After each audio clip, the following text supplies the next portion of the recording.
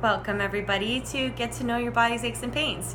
Today's topic is going to be about why you should stop exercising and stretching and do this first.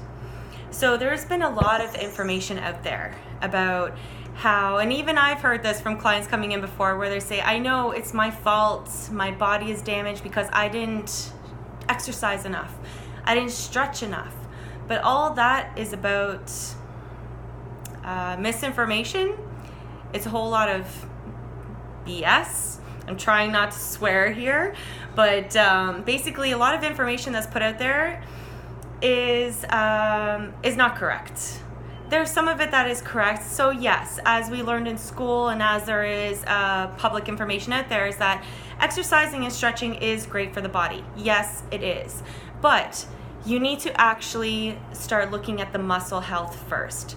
So since we are children, we have played sports, we have gone into injuries, we've broken an arm, maybe a leg, we've had some kind of cause or injury or break or strain or sprain at some point in our life.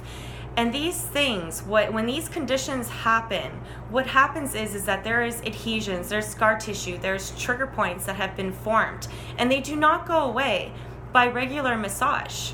They do not go away by a physiotherapist telling you stretch this and strengthen that, without them actually asking the question okay, so this muscle is weakened, this joint is weakened, so why is it weakened? If it was because of a break, then that's different. You had a break, you had a cast on, there was muscle atrophy, so therefore there was muscle loss. So yes, there would be some slow strengthening exercises that would be involved in that. But what about for the other people who have gained a lot of chronic issues that have developed through time, that has developed these conditions that have been through trigger points?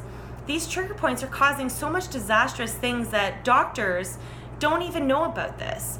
Other clinical professionals don't even follow this type of guideline as to how about we treat the muscles health first before strengthening and stretching. So here I'm going to break it down. How trigger points are formed: through poor ergonomics, stress, trauma, and then trigger points making friends, and it develops through time. What these trigger points cause is no blood flow or oxygen and nutrients that blood brings into that area and the surrounding area of the muscle. Also, stretching.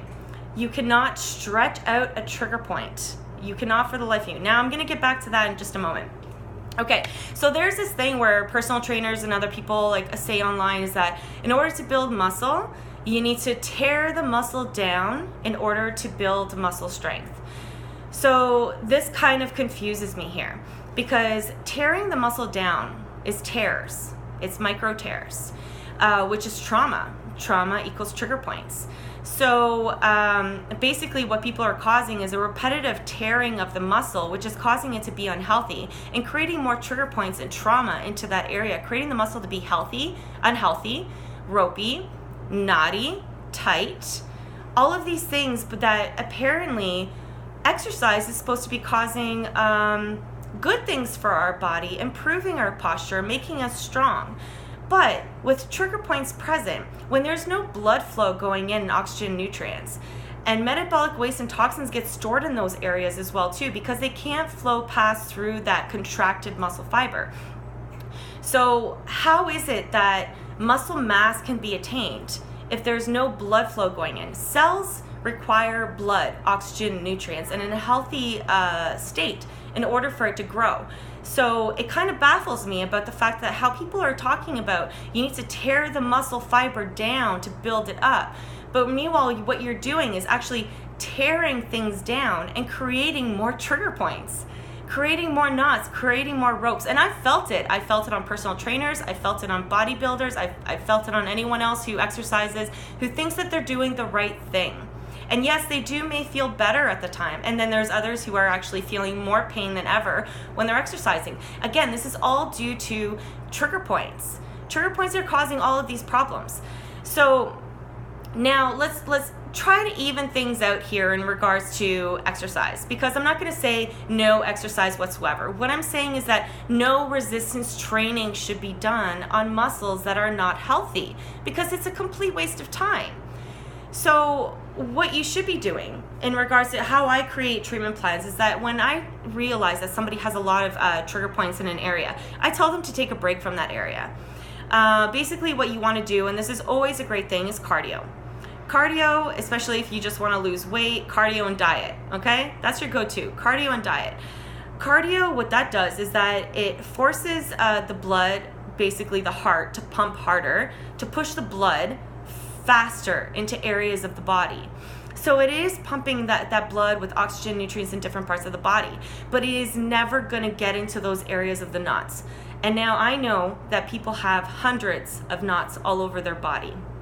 So you are not going to know this unless you actually have a proper assessment or a treatment by a professional who has this type of knowledge.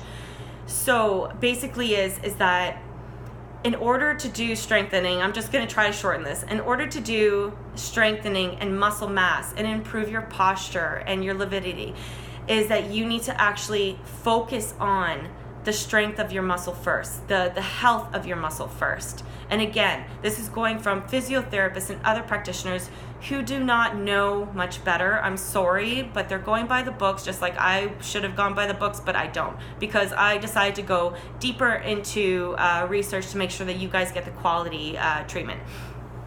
So basically they're saying, you know, you need to strengthen this muscle, but because it's weak. But why is it weak? Trigger points causes weakness and fatigue to the muscle. Why? Because it is suffocating the area. There's no blood flow going into that area. So of course it's going to be weak. Of course it's going to be fatigued. So what you need to address first, and what other practitioners need to learn how to do this, which I hope other practitioners are watching this, is that you need to address the health of the muscle first.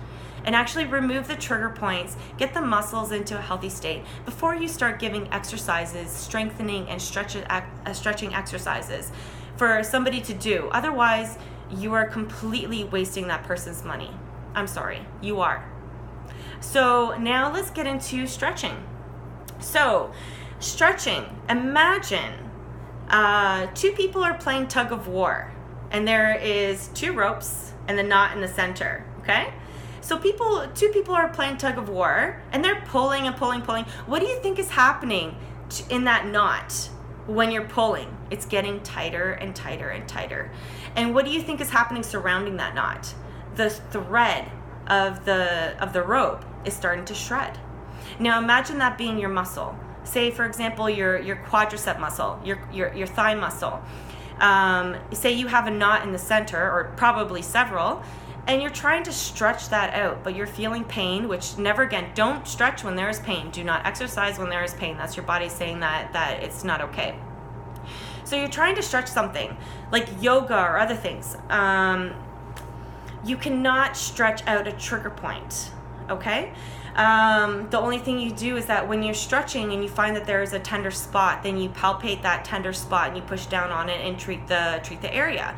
But again, if you're not a practitioner and you're not educated in this manner, then you should be able to speak to somebody who has gone to school for this, who is educated in regards to massage therapy, trigger point therapy, anything that's soft tissue joint related, basically, is what we do. You need to find out that information first. Basically, what I'm trying to say is that in regards to exercise and stretching, none of this will work. None of this will benefit you if you do not remove the trigger points first, aka knots. In case nobody knows what trigger points is, if they haven't followed my videos as of yet, trigger points are knots, and you need to remove them first before you can actually successfully stretch out to the full length of your muscle and actually strengthen to build muscle mass and improve your posture, or whichever the reason is that you're trying to build muscle. So that is my video for today, to talk about why you should stop strengthening and stretching and first deal with your muscle health first. Remove those trigger points. Get back into a healthy state and start educating yourself and knowing that when you're actually about to make an investment on a therapist, that you know that you're educated and you know what you're getting into, and not going in there blindly and wasting your money yet again with no results. Okay? So this is my video for today.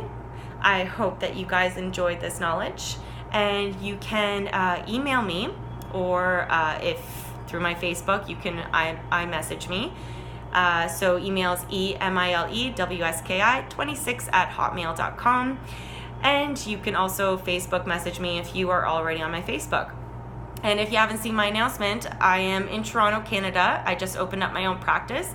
I'm all about the healing and educating of the public, something that a lot of people don't do, unfortunately. So I'm hoping that you take this educational video and actually put it to good use for your own health. Until next time, guys. Peace out.